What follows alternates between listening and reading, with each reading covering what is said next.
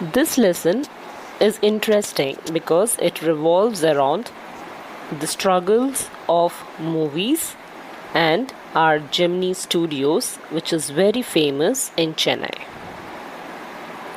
Now, as you see in this picture, you have camera and a director's seat.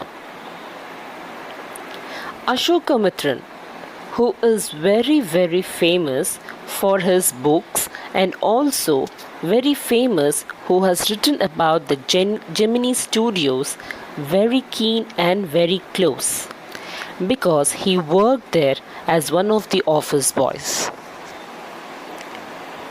He is Ashokamitran. He died very recently. As you see, he is a book lover and he has written many books too.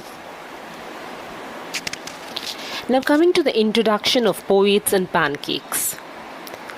You can even copy this as your notes because I have taken each and every snippet of the question and answers which are usually asked. As I told you, Asokamitran is a very famous writer who writes all the struggles of the Gemini Studios where he worked for years and years.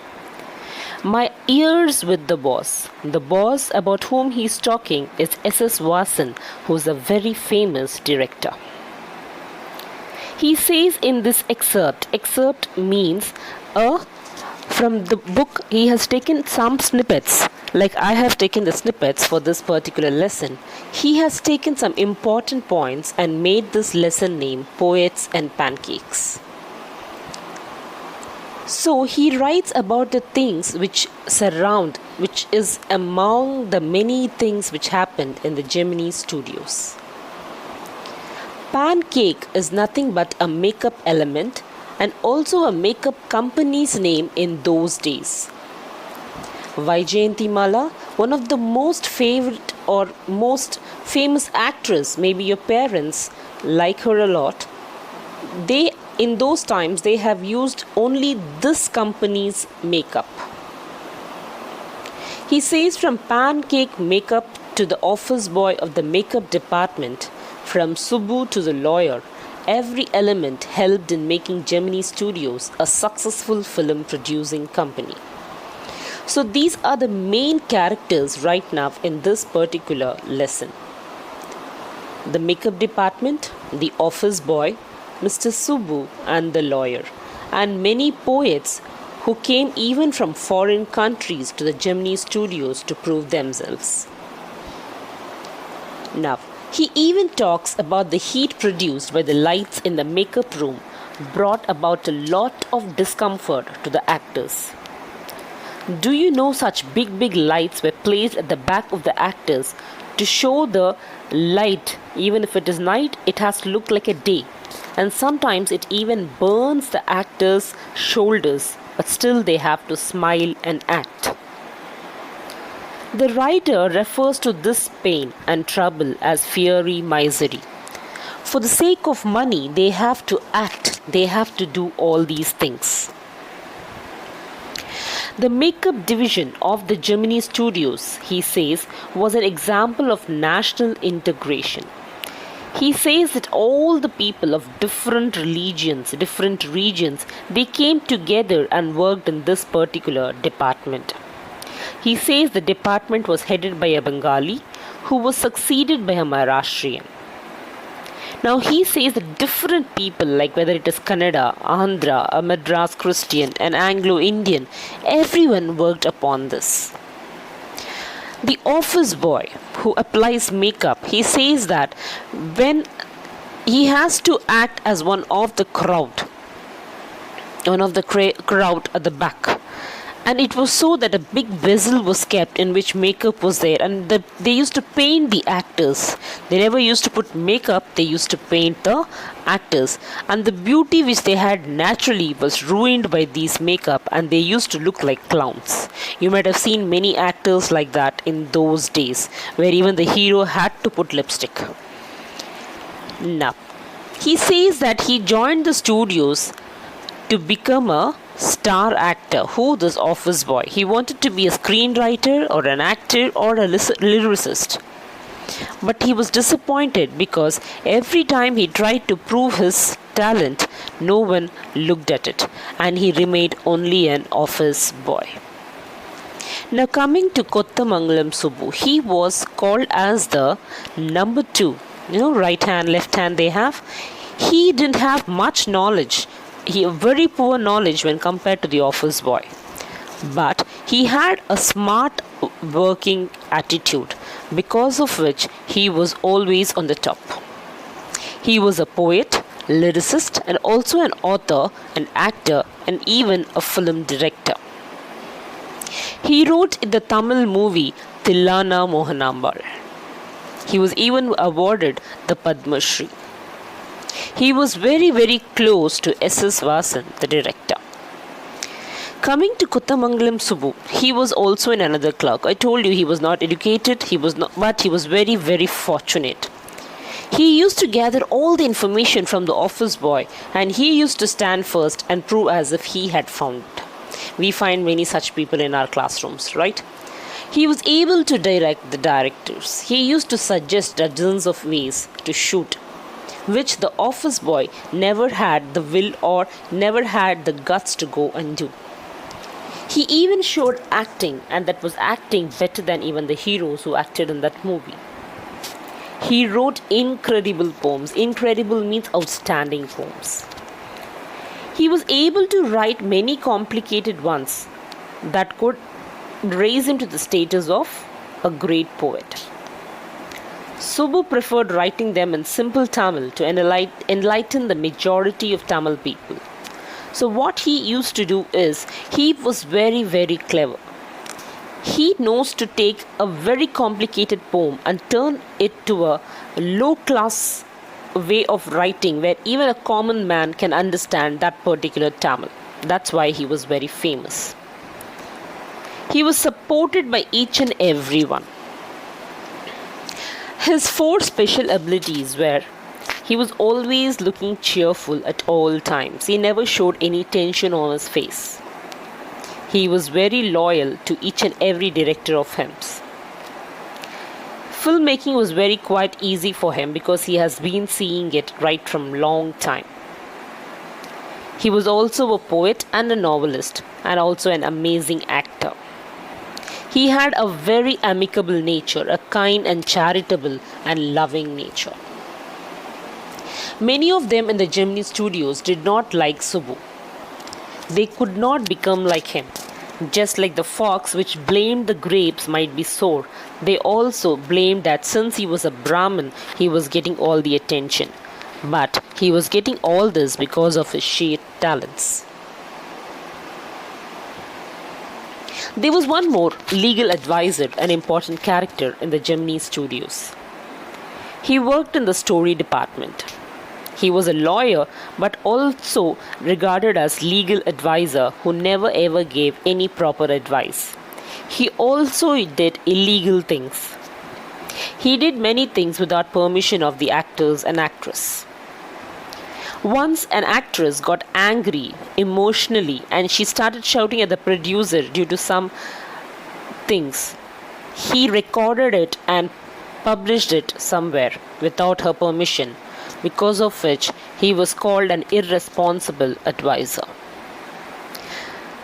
The whole set stood stunned at this, and because of his act, this led to the end of the rising actress. The name of the actress is not given in the lesson. The office boy in the makeup department was always ahead of Subbu in the beginning. Like I told you, he was very intelligent. The problem was he was not smart as Subbu, because of which he could not go into the influential things. Subbu, on the other hand, knows how to woo a person and get his work done. In those days, Congress was the ruling party, and they made the public's life horrible by imposing many curfews and emergencies in the initial years of independence. The citizens were not allowed to gather and have any social gathering meetings. While the whole nation struggled under emergencies, the 600 Gemini staff enjoyed freedom inside the studios as their freedom was not restricted. The movie people had the freedom of doing whatever they want in the studios, so they never had to follow this curfew issues. Now, when you have such things, you also have communism, that is something against the political things. It believes in the equality of citizens and abolition of private ownership. It does not like these curfews.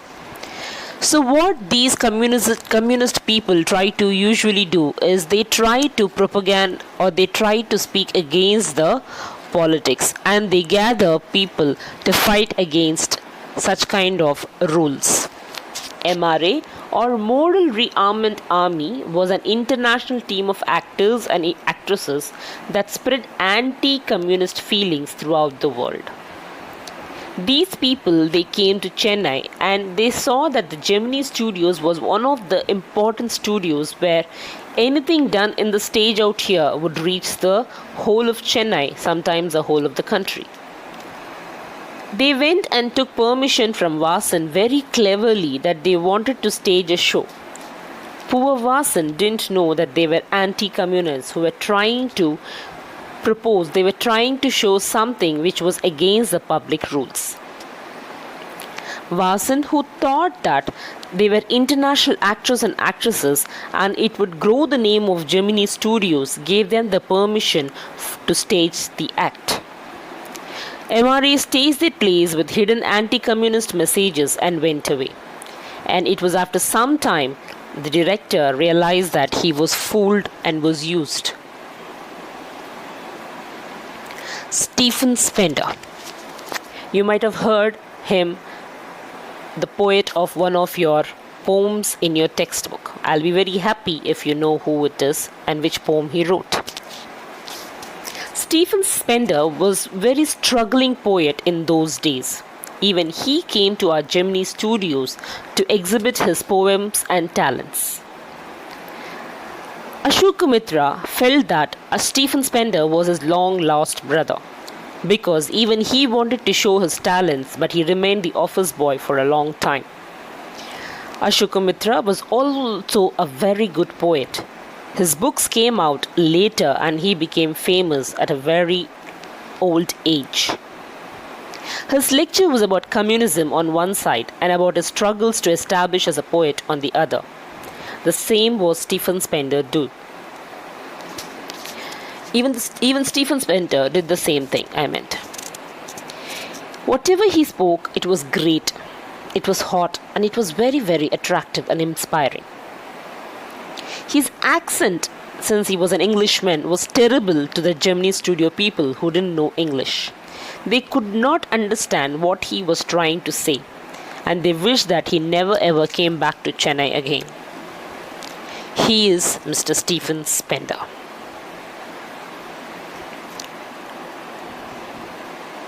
Now, as I already told you, for Asokamitran, training himself as a writer was a passion. He had a nickname Barber because he used to cut the newspaper clippings and magazines and always pasted it on the walls to see what was happening in and around, and also got many ideas for the movies, which was actually grabbed off by Subbu. Asokamitran had a grudge that nothing could weaken if his determination was strong. Among those members of the Gemini staff who embarrassed and confused Stephen Spender's lost speech could understand Asokamitran because his speech was easy. Since Stephen Spender's literary traits and many important political views could not be understood because of his language.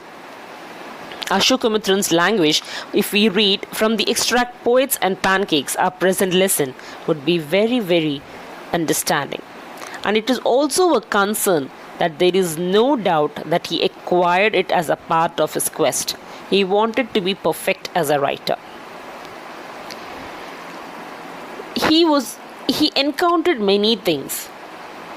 He learned many things from the Gemini Studios. He was nicknamed as a barber just because of his thirst for learning. As I told you, he felt Stephen Spender as his lost brother. Now, the points to remember in this particular lesson: Gemini Studios, S.S. Vasan, Pancake, Asokamitran. He was called as barber, an office boy, a crowd makeup person, legal advisor, illegal advisor, the actress who lost her temperament and lost her job. Tirade on producer, that's her shouting on the producer. Kottamangalam Subbu, the second best or number 2 of the Gemini Studios.